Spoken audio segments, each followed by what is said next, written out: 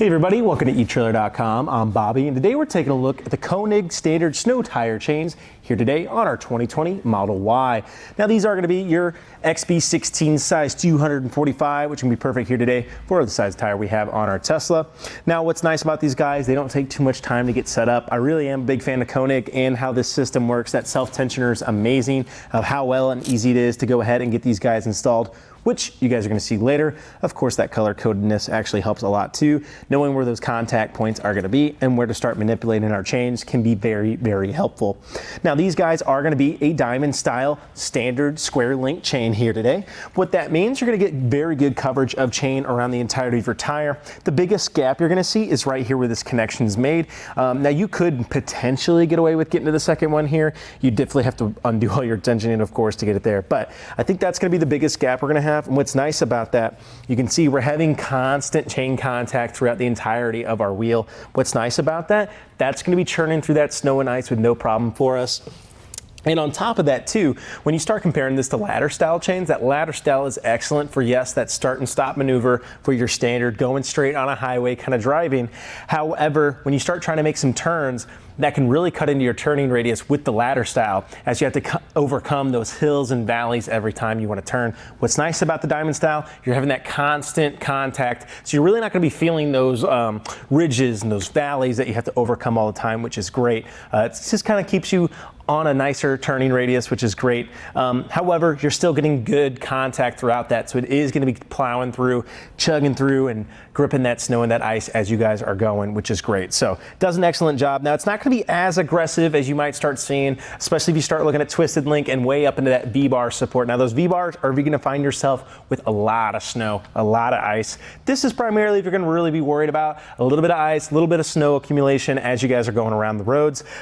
Great for highway and road driving, of course, which is awesome about it. Doesn't take any time at all to get them on there as well, which is awesome. And I definitely am a fan of not having to get underneath my vehicle to start getting my tire chains on. One last little thing I'll say before we throw it to the installation. You will notice we do have it here on the rear wheel today, and the reason for that, most of the standard Teslas are going to be a rear wheel drive vehicle. However, if you do have the long distance or the performance one, they get to all wheel, which can be great, but you are going to be safe just to go ahead, throw them on the back wheels. That way you guys have good traction and get through that snow and ice with no problem. Well, let's go ahead and see how we can get this installed.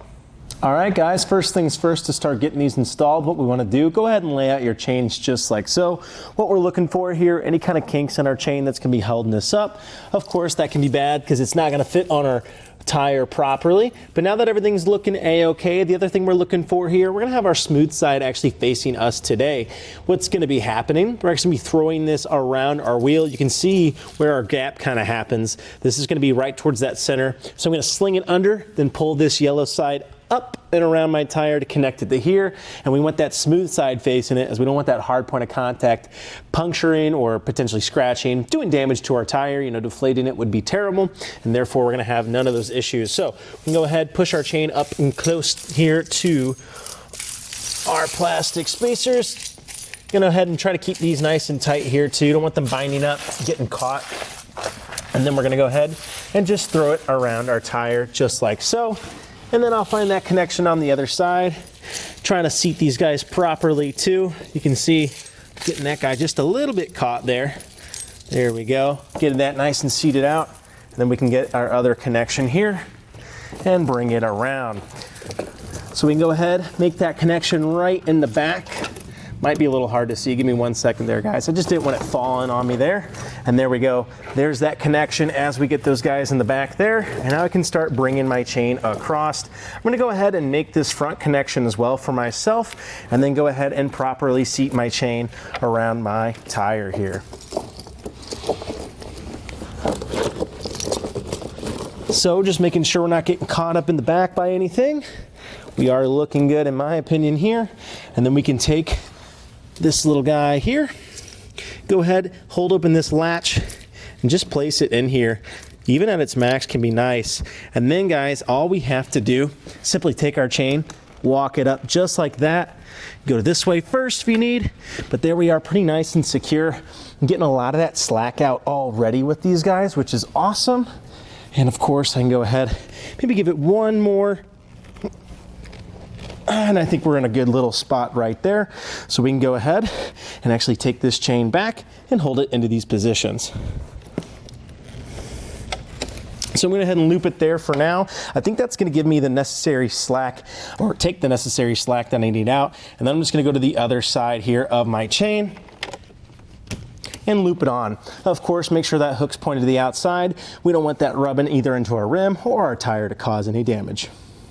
Now, if you guys are having trouble getting this last connector there, what can be nice, go ahead, take most of that slack out and hold it right here. What that's going to allow you to do is actually stretch out this rubber, which makes it a lot easier to actually get that guy installed. So that can be one thing to look out for. And of course, just check your chains all the way around. Make sure you're not having too much spacing in between them. If you are, you may need to do a couple of adjustments. That can be, of course, just down here, maybe changing which latch we're utilizing. And then also you could potentially shorten these guys. But I think most of us are going to be having a decent time with just how we had it installed, and that about completes our installation. Well guys, as you saw, that installation didn't take any time at all, which is awesome. I really like how I'm not getting underneath the vehicle. That can definitely be a pain if you do find yourself on the side of the road somewhere.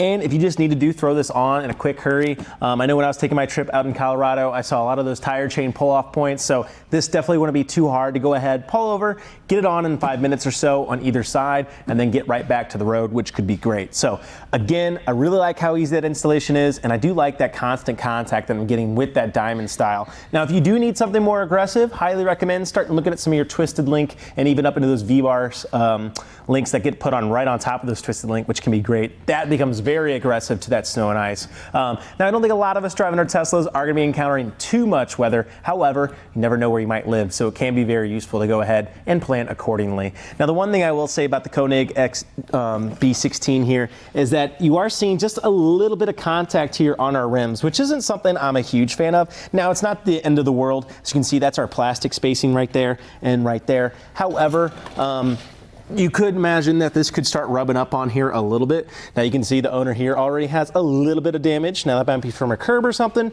but it can starting to wear on there just a little bit more. So if you're really worried about your rims, I highly recommend maybe looking at a different set of chains. Now, unfortunately, I haven't had a lot of time to start throwing up chains on this guy to see what fits the best.